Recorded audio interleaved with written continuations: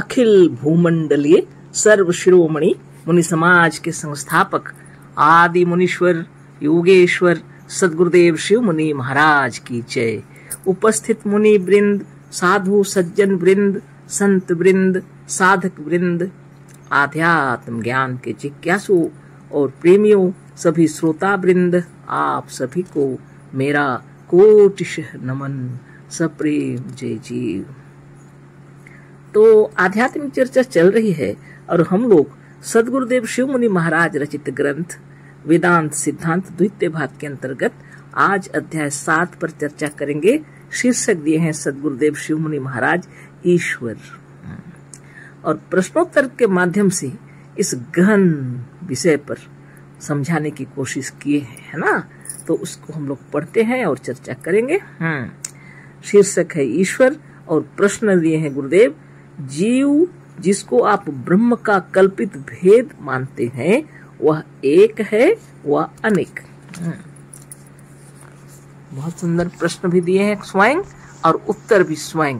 हम लोग के मनोमस्तिष्क के अंदर में जो शंकाएं हैं, जो भेदभाव हैं, वह दूर हो जाएंगे, है ना। प्रश्न फिर से, जीव जिसको आप ब्रह्म या कल्पित भेद मानते हैं वह एक है, वह अनेक। उत्तर, जीव अनेक हैं। यदि जीव अनेक न होते तो एक जीव के पढ़ने से सब विद्वान हो जाते। वह एक जीव जब किसी बात को जानता तो सब जान जाते। अतः यह सिद्ध है कि जीव अनेक हैं, है ना। तो बहुत बड़ी बात है। तो ईश्वर तो एक ही है ना, लेकिन जीव को जब ईश्वर कहते हैं हम लोग, है ना, इसलिए प्रश्न उठता है कि जीव एक है या उसका कल्पित भेद, यानी जीव का कल्पित, ब्रह्म का कल्पित भेद जीव जो है एक है वह अनेक। तो सद्गुरुदेव कह रहे हैं अनेक है। अगर अनेक नहीं होती तो एक जन के पढ़ने से सबका पढ़ाई पूरा हो जाता। एक व्यक्ति जो सोच रहा है सब वही सोचते, है ना। उतना सुंदर उदाहरण देकर के बतलाए कि जीव अनेक है, अलग अलग भी है। प्रश्न फिर से है, जीव निराकार है व साकार। जीव अब निराकार है कि साकार, यह भी प्रश्न है। उत्तर है, जीव निराकार होता है परंतु उसका कल्पित शरीर साकार है। जीव यानी जान, यानी प्राण, यानी जान जिसको जीवन, हम लोग जीवन बोलने से तो प्राण सहित, शरीर सहित में आ जाते हैं, है ना। तो गुरुदेव कह रहे हैं जीव जो है वास्तव में निराकार होता है, परंतु उसका कल्पित शरीर साकार है। परंतु उसका जो कल्पित शरीर है वह साकार है। जितने जीव जंतु, पशु पक्षी, कीट पतंग, मनुष्य आत्मा सब अपने अपने शरीर में है। यह जो शरीर है वह कल्पित शरीर है अपना, यह तो साकार ही रहेगा ना। लेकिन जीव प्राण जो है शक्ति ब्रह्म, यह तो कल्पित नहीं है, यानी निराकार है, गुरुदेव कह रहे हैं, है ना। लेकिन इसका जो कल्पित शरीर है वह साकार है। फिर प्रश्न है, ब्रह्म निराकार है व साकार, उसके शरीर होता है व नहीं। फिर से प्रश्न है, ब्रह्म निराकार है व साकार। अब ब्रह्म की बात आ गई तो ब्रह्म निराकार है व साकार, उसके शरीर होता है व नहीं। ब्रह्म का शरीर होता है व नहीं। उत्तर दे रहे हैं, ब्रह्म निराकार है, उसको शरीर नहीं होता। गुरुदेव उत्तर दिए हैं, ब्रह्म निराकार है, उसको शरीर नहीं होता। ब्रह्म मतलब सर्वश्रेष्ठ, और इस जड़ और चेतन में सर्वश्रेष्ठ सद्गुरुदेव किसको कहते हैं? चेतन को, है ना। चेतन ही ब्रह्म है, गुरुदेव कह रहे हैं। चेतन का कोई शरीर नहीं होता, गुरुदेव कह रहे हैं। चेतन निराकार है। प्रश्न है, ईश्वर निराकार है व साकार, इसको शरीर होता है व नहीं।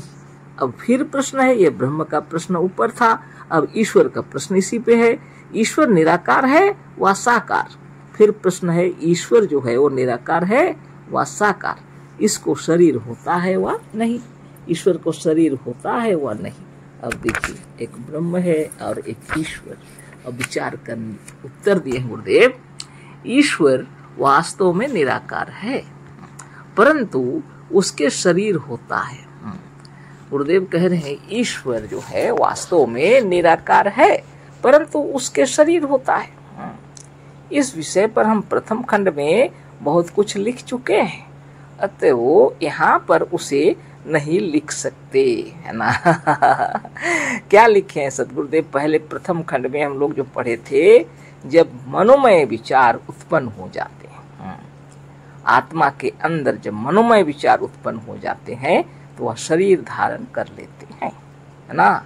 आत्मशक्ति, महाशक्ति, ईश्वरी शक्ति, ब्रह्म शक्ति, वह महाशक्ति निराकार है, लेकिन उसके कुछ भाग में जब मनोमय विचार उत्पन्न हो जाते हैं तो शरीर धारण करते हैं, उसी को जीव कहा जाता है। पहले पढ़े थे ना हम लोग, तो अभी आगे पढ़ते हैं इसी में, इसमें उसमें नहीं। पहले खंड बताए गुरुदेव, ईश्वर वास्तव में निराकार है परंतु उसके शरीर होता है। इस विषय पर हम प्रथम खंड में बहुत कुछ लिख चुके हैं, तभी हम लोग चर्चा कर लिए। अतः वो यहाँ पर उसे नहीं लिख सकते। आजकल लोग इस विषय पर बहुत वाद विवाद किया करते हैं। आजकल लोग इस विषय पर बहुत वाद विवाद किया करते हैं। गुरुदेव कह रहे हैं ईश्वर है या नहीं, ईश्वर का शरीर होता है या नहीं, तरह तरह के प्रश्न उत्तर चलते रहते हैं। उस जमाने में गुरुदेव थे, उसमें भी चल रहा था। एक कहता है कि ईश्वर निराकार है, दूसरा कहता है कि साकार है।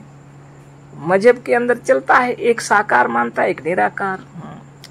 अब यहाँ पर चले आएगा, मुसलमान जो है संप्रदाय, उसमें ईश्वर को निराकार कहा जाता है, और हिंदू संप्रदाय सनातन धर्म के अंदर में उसको साकार मानते हैं।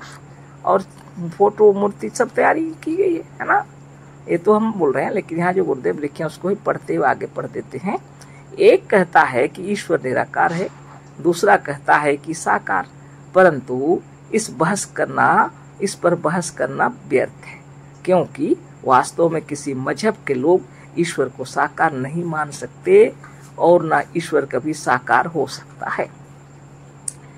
इस पर बहस करना बेकार है, बोल रहे हैं गुरुदेव, व्यर्थ है, बोल रहे हैं ईश्वर साकार है कि निराकार, इस पर बहस करना बेकार है, क्योंकि वास्तव में किसी मजहब के लोग ईश्वर को साकार नहीं मान सकते, और ना ईश्वर कभी साकार हो सकता है। हाँ, अलबत्ता ईश्वर का शरीर साकार है ना। ईश्वर कभी साकार नहीं हो सकते लिख रहे हैं, लेकिन अलबत्ता ईश्वर का शरीर साकार है, परंतु ईश्वर के होने से ईश्वर नहीं साकार हो सकता। पर ईश्वर के होने से ईश्वर साकार नहीं हो सकता। अब देखिए, अब बता रहे हैं, एक तार्किक मनुष्य को ईश्वर को निराकार मानते हुए देखकर एक धार्मिक और मजहबी मनुष्य अपने धर्म पुस्तक और मजहबी पुस्तकों में ईश्वर को साकार देखकर उस तार्किक से विवाद करने के लिए उद्धृत हो जाता है। क्या क्या होता है देखिए, एक तार्किक मनुष्य को ईश्वर को निराकार मानते हुए देखता है। जब एक तार्किक मनुष्य को ईश्वर को निराकार मान रहा है, तो अपने धर्म किताब निकालेगा, धर्म पुस्तक के अंदर पढ़ेगा वह, है ना, और मजहबी पुस्तकों में ईश्वर को साकार देखकर उस तार्किक से विवाद करने लगेगा। ऐसे कैसे होगा, है ना, उद्धृत हो जाता है। वह यह नहीं समझता कि धर्म पुस्तकों में ईश्वर का शरीर होने का कारण ईश्वर को साकार कहा है, वास्तव में निराकार ही है। धर्म पुस्तक को वह ठीक से समझता नहीं है ना। और इसलिए धर्म पुस्तकों में ईश्वर का शरीर होने के कारण ईश्वर को साकार कहा है, वास्तव में निराकार ही है। वह तार्किक मनुष्य भी धर्म पुस्तकों के वास्तविक अर्थ को ना जानकर उन धर्म पुस्तकों को असत्य बतलाता और मजहबी मनुष्यों से झगड़ा करता है। जो धार्मिक और तार्किक बातें चल रही है ना, जब तार्किक मनुष्य को धर्म पुस्तक का वास्तविक ज्ञान नहीं होता है, तब वह क्या करेगा, वो पुस्तकों को भी असत्य बतलाने लग जाता है और मजहबी लोगों से झगड़ा करने लग जाता है। देखिए लोग कितना भूल करते हैं, है ना, देखिए लोग कितना भूल करते हैं।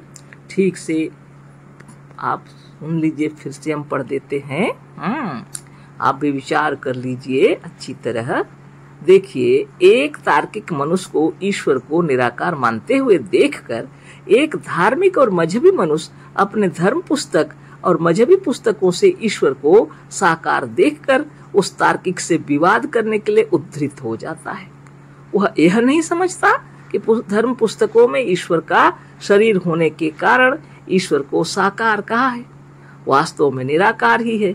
वह तार्किक मनुष्य भी धर्म पुस्तकों के वास्तविक अर्थ को ना जानकर उन धर्म पुस्तकों को असत्य बतलाता और मजहबी मनुष्यों से झगड़ा करता है। देखिए लोग कितना भूल करते हैं। तो अज्ञानी सभी हैं। किताब में लिखा गया है तो उसको समझना पड़ेगा क्यों लिखा गया है, उसकी कुछ महिमा होगी। लेकिन डायरेक्ट किताब को ही असत्य बतलाना, मजहबियों से झगड़ा होगी, निश्चित बात है। किसी से झगड़ा नहीं करके बैठकर विचार विमर्श करके उन तत्वों को तार्किक रूप से समझने की कोशिश करनी चाहिए, ताकि सच्चा ज्ञान हो जाए तो जगत में शांति हो। सदगुरुदेव वही बतला रहे हैं। आगे हम लोग पढ़ते हैं, उन्हीं धर्म पुस्तकों में जिसमें ईश्वर को निराकार माना गया है, जो ईश्वर के निराकार होने के कट्टर पक्षपाती हैं, कहीं कहीं ईश्वर का साकार वर्णन भी पाया जाता है। उन्हीं धर्म पुस्तकों में गुरुदेव कह रहे हैं जिसमें ईश्वर को निराकार माना गया है, जो ईश्वर के निराकार होने के कट्टर पक्षपाती हैं। मतलब ईश्वर निराकार ही है, वह कभी साकार नहीं कहा जा सकता। इस तरह से पक्षपात करते हैं कट्टर, है ना। लेकिन उसी धर्म पुस्तक में कहीं कहीं ईश्वर का साकार वर्णन भी पाया जाता है। उदाहरण दे रहे हैं, जैसे ईसाइयों के धर्म पुस्तक में लिखा है कि पहले पहल ईश्वर का आत्मा पानी पर डोलता था। धन्य धन्य सदगुरुदेव उदाहरण दिए है कि जैसे ईसाइयों के धर्म पुस्तक में लिखा है कि पहले पहल ईश्वर का आत्मा पानी पर डोलता था। अब निराकार चीज पानी के ऊपर में डोलेगा तो कोई देखेगा क्या, लेकिन ईश्वर का आत्मा पानी पर डोलता था, लिखा हुआ है। आगे देखें, कयामत के बाद ईसा मसीह उसके बाएं तरफ बैठेंगे, है ना। उसी में लिखा हुआ है, कयामत के बाद ईसा मसीह क्या करेंगे, उसके बाएं तरफ बैठेंगे। वो है धर्म पुस्तक, ईसाइयों के धर्म पुस्तक में लिखा है। आगे लिखा है, कुरान में खुदा को 7वें आसमान पर बतलाते हैं। अब कुरान शरीफ में लीजिए, उसमें तो खुदा को 7वें आसमान पर बतलाते हैं। गुरुदेव की वाणी को बीच में नहीं टोकेंगे, पूरा पढ़ लेते हैं। कुरान में खुदा को 7वें आसमान पर बतलाते हैं और मुहम्मद के साथ खुदा का बातचीत होना भी मानते हैं। यह सब जब तक ईश्वर का शरीर ना हो नहीं हो सकता। कुरान शरीफ की बात हो गई। अभी कुरान में खुदा को 7वें आसमान पर बतलाते हैं और मुहम्मद के साथ खुदा का बातचीत होना भी मानते हैं। यह सब जब तक ईश्वर का शरीर ना हो नहीं हो सकता। अब मोहम्मद साहब जिनसे बात की खुदा से बिना शरीर में, वो कैसे बात करते? उनका शरीर रहा होगा ना, गुरुदेव का कहना है। तो जहाँ पर इतने कट्टर पक्षपाती हैं कि ईश्वर तो निराकार ही है, साकार नहीं हो सकता, उन्हीं धर्म ग्रंथों के अंदर में ये सब वर्णन किया हुआ है। इसी प्रकार वेदों में भी ईश्वर का साकार वर्णन पाया जाता है। अब ईश्वर को निराकार मानते हैं वेद भी, लेकिन वेद में भी साकार वर्णन पाया जाता है, ईश्वर का साकार वर्णन। जबकि इन्हीं पुस्तकों में एक जगह निराकार और दूसरी जगह साकार वर्णन पाया जाता है, तो किसे माना जाए? सदगुरुदेव कह रहे हैं जबकि इन्हीं पुस्तकों में एक जगह ईश्वर को निराकार कहा गया है और उसी पुस्तक में दूसरी जगह साकार का वर्णन पाया जाता है, बतलाइए किसे सच माना जाए? यदि एक को माना जाए तो दूसरा असत्य सिद्ध होता है। यदि एक को माना जाए, मान लीजिए निराकार को मानते हैं, दूसरा असत्य हो जाएगा जहाँ साकार लिखा है। अगर आप साकार को मान रहे हैं तो निराकार असत्य हो जाएगा। तो गुरुदेव के शब्दों में यदि एक को माना जाए तो दूसरा असत्य सिद्ध होता है और एक सिद्धांत के असत्य होने से पुस्तक अप्रामाणिक सिद्ध होगा। और एक को अगर आप मान रहे हैं और दूसरा असत्य सिद्ध हो गया तो पूरी पुस्तक ही क्या कहलाएगी आपके हिसाब से? असत्य सिद्ध हो जाएगा, है ना। यह ठीक होगा क्या? ठीक नहीं होगा, मतलब गुरुदेव के हिसाब से, क्योंकि ऐसा कथन बावलों का होता है। यानी बावल मने क्या बोलते हैं? पागलों को कहने से समझिएगा, है ना। बावला बोलते हैं, पागल बोलते हैं। तो ये धर्म ग्रंथ की बातें, अजीब अजीब बातें, कहीं निराकार कहीं साकार ईश्वर का वर्णन है, और धार्मिक लोग उसी को पकड़ के खूब बोलते हैं, है ना, आश्चर्यचकित हो जाते हैं। तो इस पर तर्क करने की कोई आवश्यकता नहीं है, गुरुदेव कह रहे हैं, क्योंकि ऐसा कथन बावलों का होता है। एक बार तो निराकार निराकार कहें, फिर वहीं उसके विरुद्ध साकार भी कह दें। इन पुस्तकों का गुप्त भेद बतलाने के लिए वेदांत है। अब इन पुस्तकों का गुप्त भेद बतलाने के लिए वेदांत है। समय तो हो गया, पर इसको पूरा कर देते हैं, कंप्लीट हो जाएगा थोड़ा सा, है ना। सदगुरुदेव बतला रहे हैं, इन पुस्तकों का गुप्त भेद बतलाने के लिए वेदांत है। अतएव वेदांत सिद्धांत हर एक मजहब वालों को मानना योग्य है। इसलिए वेदांत सिद्धांत को आपको मानना पड़ेगा। प्रत्येक मजहब जब वेदांत सिद्धांत के अनुसार देखेंगे तो निराकार कैसे और साकार कैसे ईश्वर का संपूर्ण वर्णन आपको मिलेगा वेदांत सिद्धांत में, ना। इसलिए प्रत्येक मजहब को वेदांत सिद्धांत को मानना होगा निश्चित रूप से, बिना इसके काम नहीं चल सकता। वेदांत ही बतलाता है कि ईश्वर का शरीर साकार होने से धर्म पुस्तकों में ईश्वर को साकार कहा गया है। वास्तव में ईश्वर स्वयं निराकार, निर्विकार और सर्वशक्तिमान है। ऐसा मानने से किसी धर्म पुस्तक का लेख असंगत नहीं मालूम होता और सब झगड़ा छूट जाता है ना। कैसे झगड़ा छूटेगा? सदगुरुदेव के हृदय में यही बात है।